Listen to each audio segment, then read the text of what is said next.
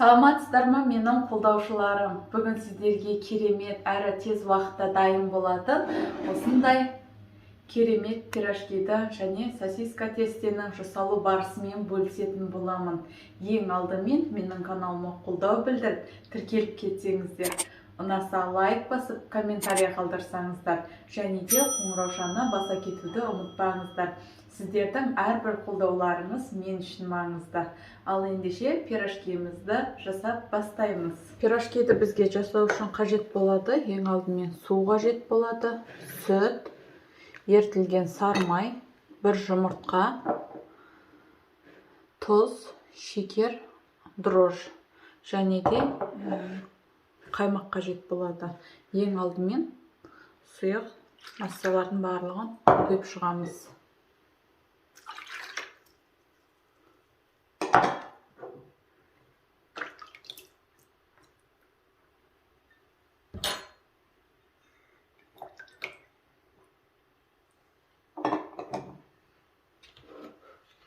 Қаймағымызды сразу саламыз.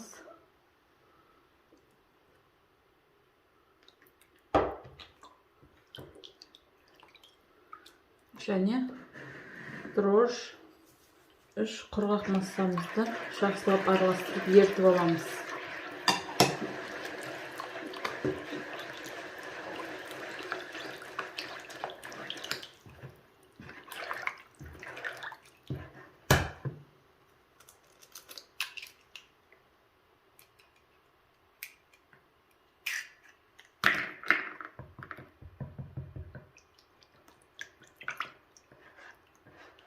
Ал енді қамыр илейміз. Қамыр өте жұмсақ болу керек бізге. Ал бисмиллахиррахманиррахим. Аз-аздан қосып отырып қамыр илейміз.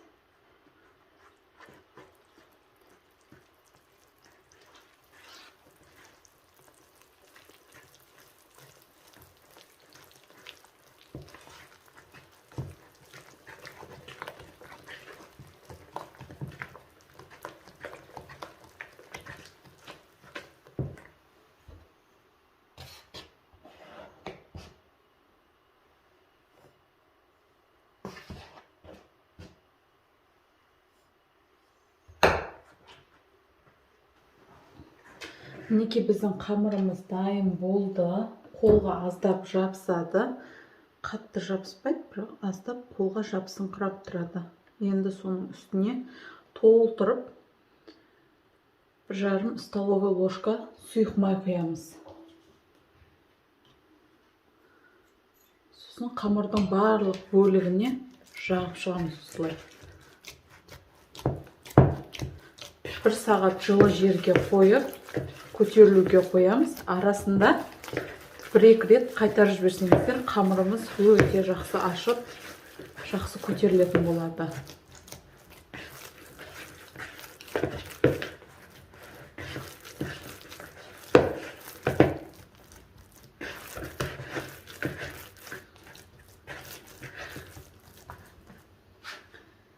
Начинкасын қыздар сразу айтайын, өз қалауларыңыз бойынша жасасаңыздар болады. Біреулер картопты ұнатпайды, капустамен жасау мүмкін. Мен сосискамен және де картошкамен жасайтын боламын. Жылы жерге міндетті түрде 1 сағатқа қоямыз, қыздар. Мінекей біздің қамырымыз жақсылап көтерілді. Мен арасында қайтарып тұрдым. Енді осыны бөліктерге бөліп аламын.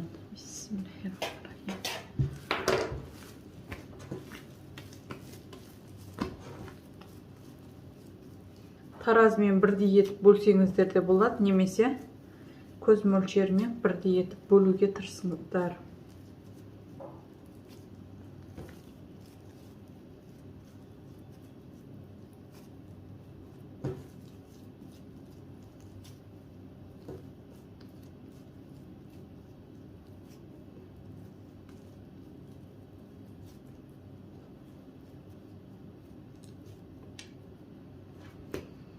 Мен 2 түрлі начинкада жасайын деп тұрмын.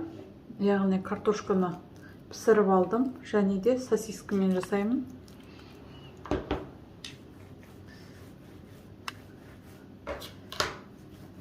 сосисканы жасайтын кезде осылай жіңішкелеп осындай жайып аламын.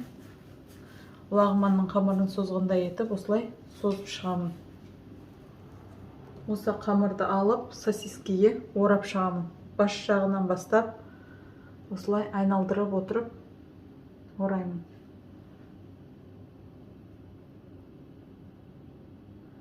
Қамыр өте нәзік, сондықтан аккуратно жұмыс жасаймыз. Міне, осылай жасап шығамыз. Ал пирожкиткін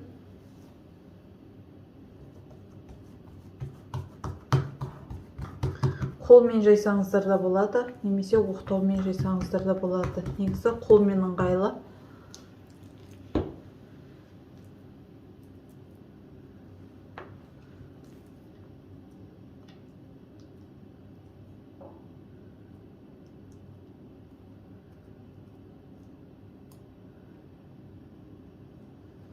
Мінекей.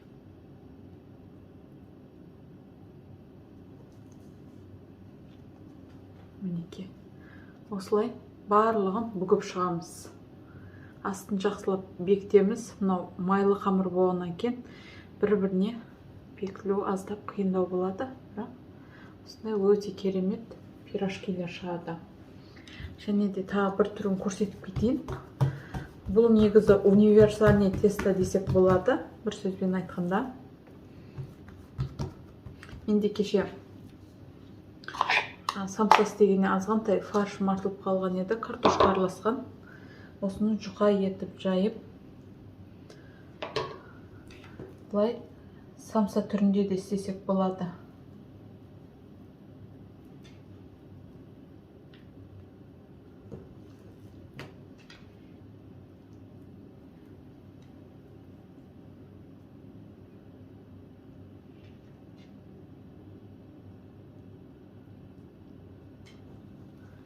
Осылай ашық күйінде, өйткені фаршымыз жақсылап пісу керек. Барлығы пісіп қойған зат болғандықтан бізде бұл жақсылап пісу керек. Сол үшін үсті поча түрінде жасасаңыздар да болады. Барлығын осылай бүгіп шығатын боламыз, қыздар. Барлығын бүгіп болдым. Енді бетіне жұмыртқа жағып, әсемдік үшін бетіне аздап күнжіт теуіп, қызып тұрған духовкада жарты сағат көлемінде пісіріп аламын. Сіздер барлығын бүгем дегенше уже біздің мына жақта бүгіп болғандарымыз уже көтеріліп дайын тұрады. Сондықтан расстойкаға қоюды қажет етпеймін. Тура осы наннан не жасасаңыздар да болады, нан жасасаңыздар да болады осы тестодан. Өте күшті болып шығады нанның өзі де.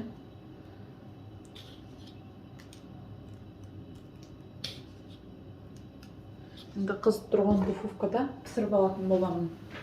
Мінекей, біздің пирожкиіміз дайын болды. Өте керемет, әрі жұмсақ болып шықты.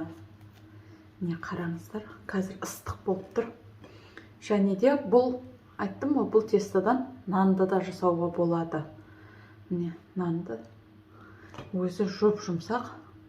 Кез келген формада келтіріп, нанның өзінде жасасаңыздар болады.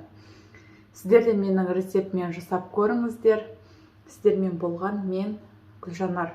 Толық рецепті осы видеоның соңында описанияда қалдыратын боламын. Барлық неше грамм екенін. Өте керемет. Мынаны міндетті түрде жасап көріңіздер.